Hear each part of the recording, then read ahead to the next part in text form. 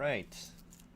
Hey, what's going on, YouTube? Welcome back. And today is another day of an episode of my trading vlog here. And not a very good day, but better than yesterday, but I still took some losses. Um, but I'm carrying a profit. So it's kind of like, you're catching me, hopefully, as I'm turning a quarter from being having a negative month into turning it into a positive month. And I started to feel a little bit more like myself again today, and not exactly anything to brag about really, because I did take losses, but they were all trades that I was okay with taking, and I didn't take very many of them.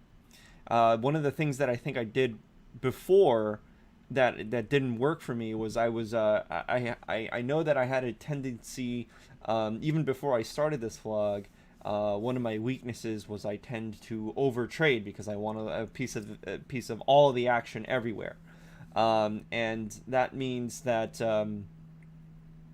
it's a riskier move. That means that I'm taking more risk, and I ran into some margin problems, as you saw last month. Towards the end of the month, where I was stacking towards onto my British pound trade and my euro trade, and so I didn't have much margin left, and so that really exposed the nature of over trading.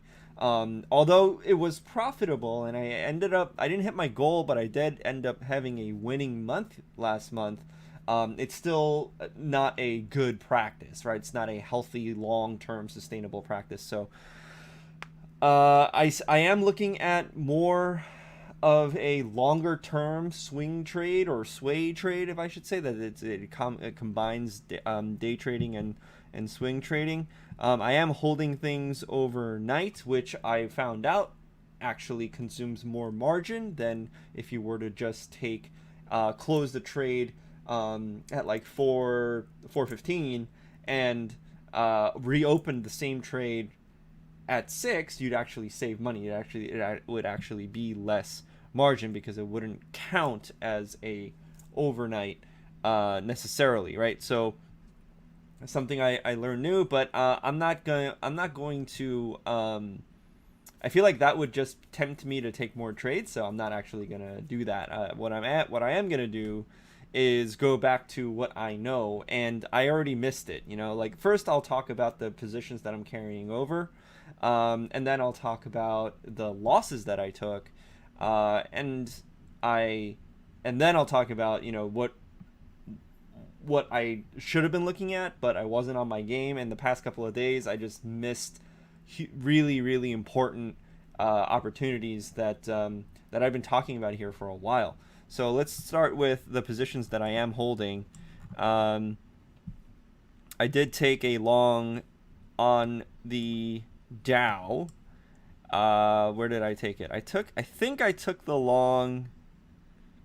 I think I took it at the 925 at this green line here, and then I added another position as it retraced back at the 27,000 even, and you can see it's like these quarters really, really hold up. And they, especially the round even 1,000 000 numbers, they really do hold up more often than not, right? It works beautifully until it doesn't work anymore. But for the most part, it's something that works more often than it doesn't, so I'm gonna stick with it, right? And it's just about sticking to rules. Everybody has different rules, and I think one of the things that I found to be very challenging was, like, I follow like about 4 or 5 traders almost like religiously, right? And they're all very different. They all have institutional experience. That's the only kind of trader I'll ever follow, is one with institutional experience.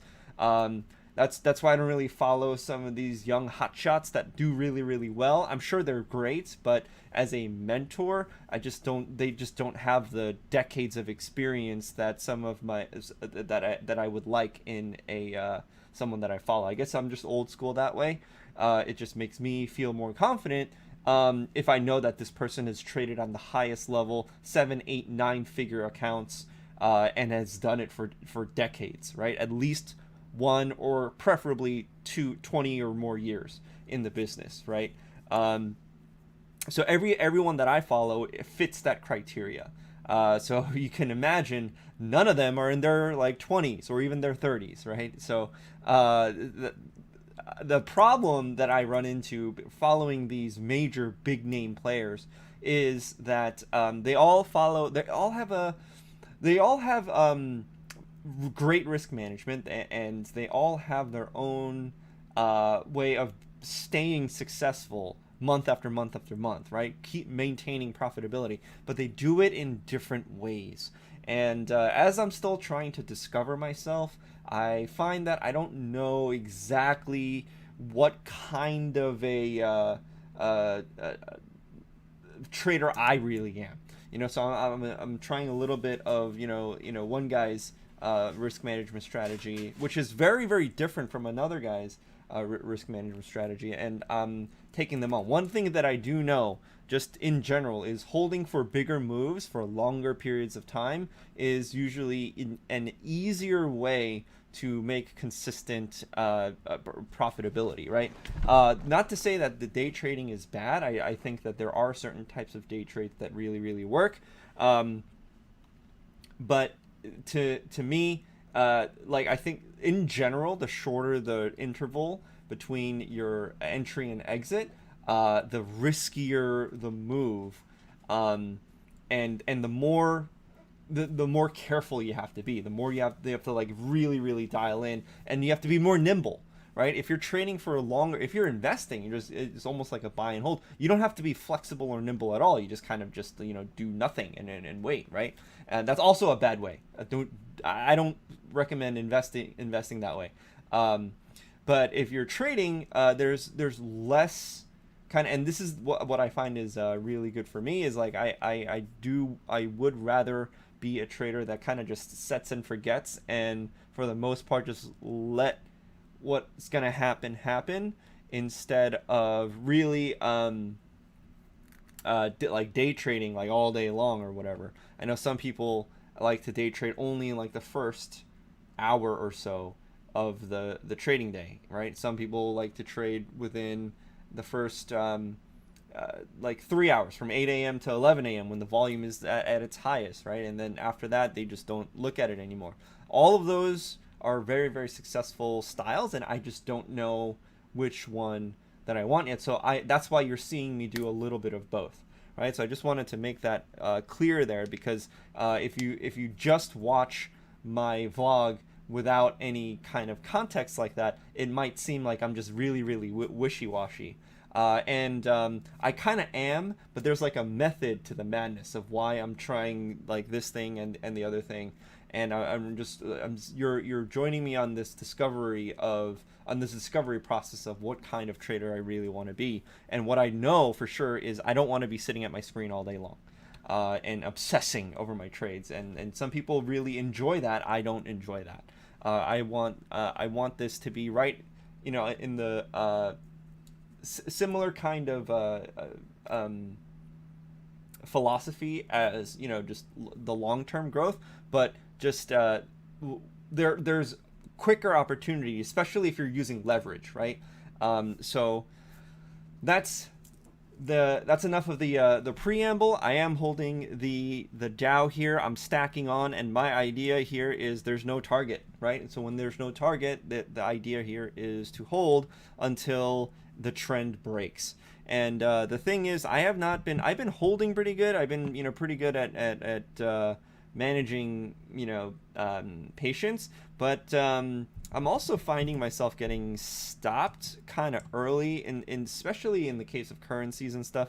And so if we look here, we've gone past the previous controlling high. So there isn't really any resistance near us. And there's no real defense in front of it. This should be kind of like a fast break kind of move, where we can at least get to the next range of big quarters, right? So I'm just gonna show you that here. by, I can do this. I don't know if anybody here is looking for drawing tools or help with drawing tools, but I can easily do this. Let me try and get exact. As sometimes I can get it exact, sometimes I can't. Okay, this time I can't.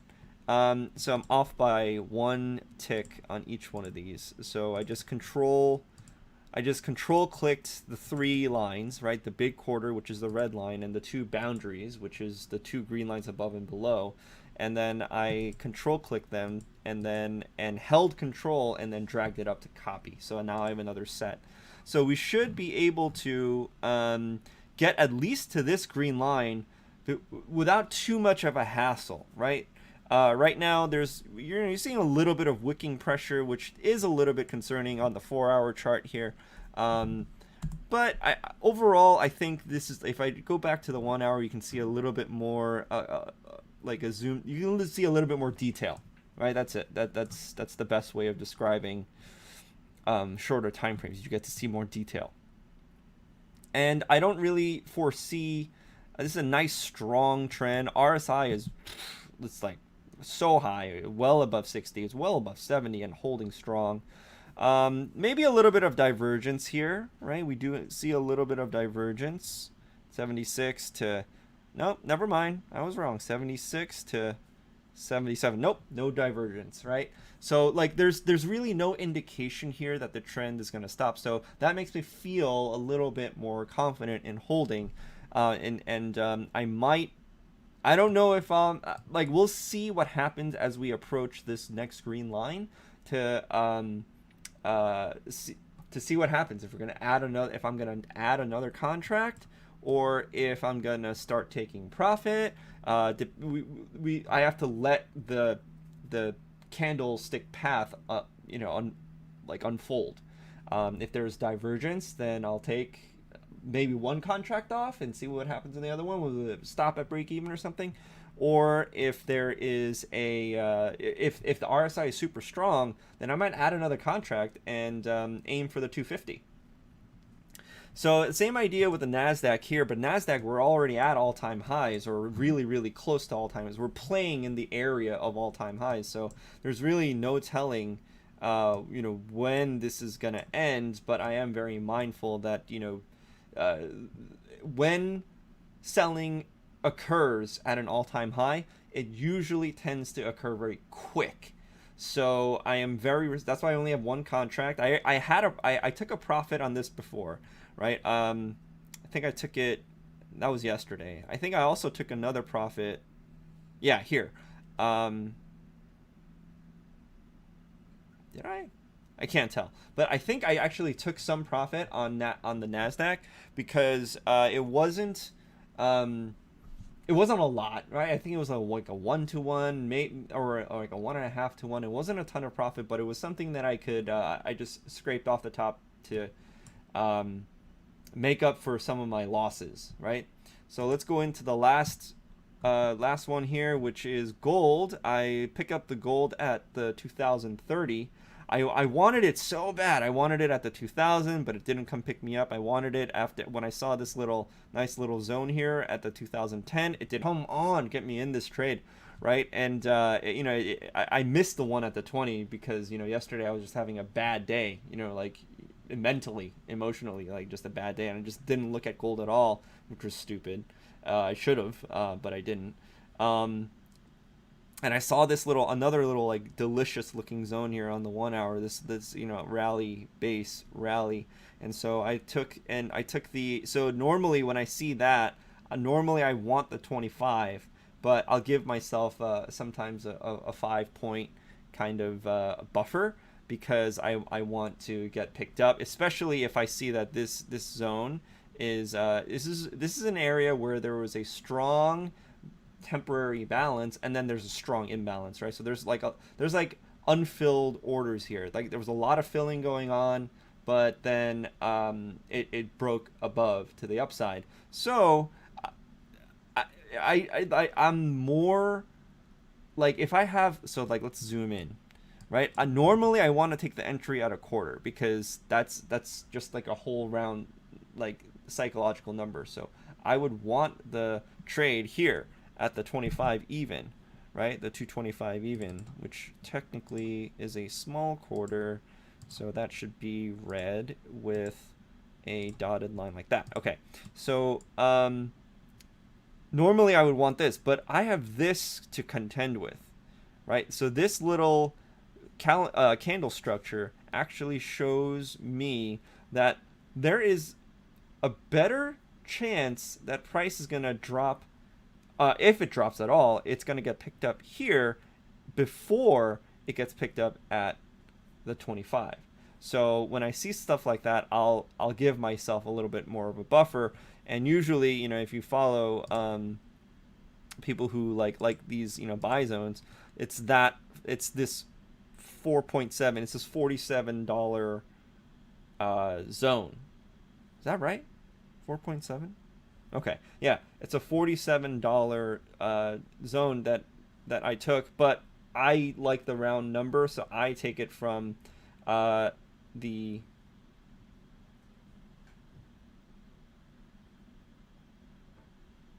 Oh, I see. Yeah, I'm confusing myself on the math because yeah. So 4.7 is a $47 zone, I believe. Right, for because each point is $10, right? So this was a nice little area to take a long.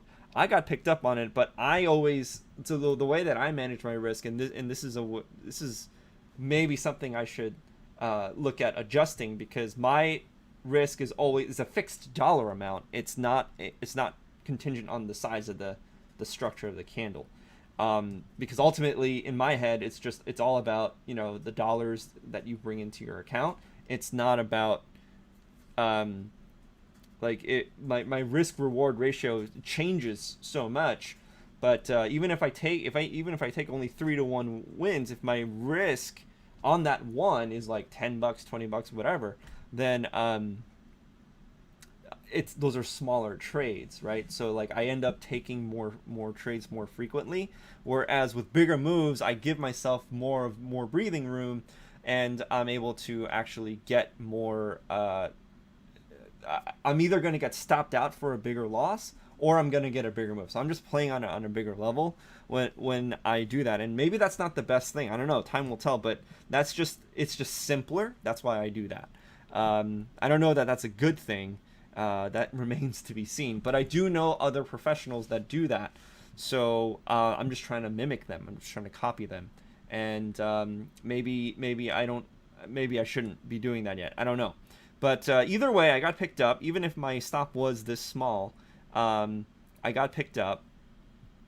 And we are working our way up. And so one thing that is a little bit concerning is this divergence on the 1 hour right here.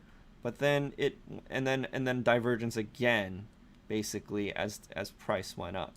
So if this starts dropping too low, I'm probably gonna move my stop to break even as the market opens. Right now, even if I try to do it, right, even if I try to do this at a break even, it won't let me. Oh, it will let me. Okay, cool. I can modify existing orders. I can't add new ones, I guess. Right, because the market's closed right now. Okay, so I'm okay with the stop at break even at this point, because I am not confident in the candlestick structure, right? Because it's showing some divergence twice, and it's like, I don't know. I want to see this above 60. On the 4 hour, it's strong, but I don't know. I just don't know. So those are my positions that I'm holding. These are some of the positions that I completely missed because I was just not in the proper headspace. Yesterday, I don't know why I'm like, this is just execution error, because I definitely had this order here, but I must have put it in for a day trade and not a good till cancel trade, because like I want the 3,000. I've been talking about the 3,000 here for a while, and so I was actually kind of surprised. I wanted the sell, actually. I actually wanted the sell. Oh no, this is what I had. I had the sell at the 100, down to the 3,000 because I didn't think it would penetrate the 3,000 back down because it's such a strong number, right? It's gonna, back end the price all the way back up. So, and that happens all the time. I've seen that. I've had it happen to me a bunch of times. So I was very, very respectful of that, but I didn't get filled, right? I didn't get filled. Well, probably because this one never actually hit the 100. No, yes, it did. It went above. Yeah. So I did. So I must have set it as a day trade and got canceled, and like I just missed it. Like that's so dumb, right? It's so that's so dumb. So now I know I have a good to cancel order, right? Execution error on my part. It's just a really dumb mistake, and I'm really kicking myself. Same thing with the euro, right? The 1750 is where I look at all this activity that I have, and you from a couple of weeks ago, that I took the 1750 was a big. It was a big pause area because it's a big quarter, right? So I missed this as well yesterday. I think I would have taken this one trade. I did try and I got stopped. I think I tried to take it short because of the bearish trend here, but it reflected right back up on the 750. So like that. This is how strong these quarters can be. Right, and so strong resistance area here on the 750 between 750 and 675, and I wanted this, just completely missed it, completely missed it. It's just again execution error. There's really no excuse other than like I screwed up. So like things like that really mess me up because trading is hard enough without you getting in your own way, right? It's hard enough when the market just does crazy stuff and surprises you along the way. It's worse when you're like, oh man, this is definitely, I don't know how much. It's definitely like hundreds of dollars, right? It potentially, especially if I added on contracts here, like market ordering contracts at the 825 to keep it going up, but just execution error, right? And like,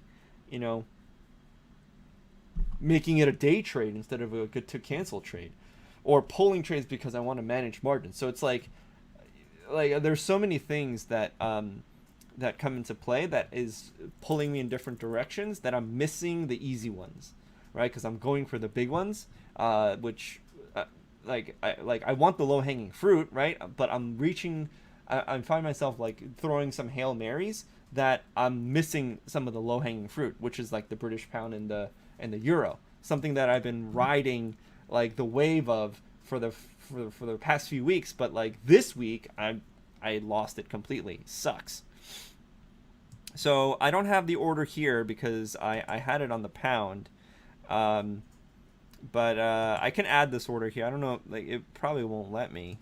But I want this just to show you that I would have the stop loss at around 30 pips, right? 2 contracts, so I know I'm doing 250 a pip, right? And I would send, and I don't think this is going to go through. Yeah, it's not going to go through because the session is closed, right? But this is what I would want when the market opens.